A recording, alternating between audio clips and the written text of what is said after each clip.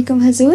اچھا. میرا نام عروج احمد ہے اور میرے ابو جان کا نام مبشر احمد ہے. میری امی جان کا نام امت الودود ہاشمی ہے اور میں جرمنی سے ہوں. حضور ماموں کی بیٹی.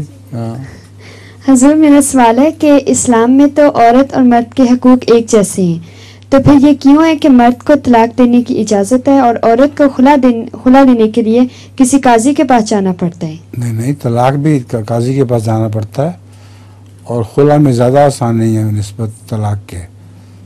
طلاق میں تو ثابت کرنا پڑتا ہے کہ کیا خرابی ہے بیوی میں، اور خلا میں اتنا ہی کافی ہے کہ مجھے پسند نہیں.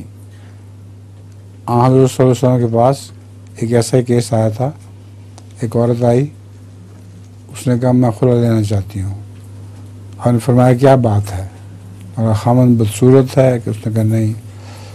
وہ تو مارتا ہے کہ نہیں. وہ خرچ میں تنگی کرتا ہے، اس نے کہا نہیں. اس نے کہا ہر پہلو سے بہت اچھا ہے مگر میرا دل اس کے ساتھ نہیں لگتا. ہم نے فرمایا ٹھیک ہے. تو صرف اتنی سی بات پہ خلا ہو گئی.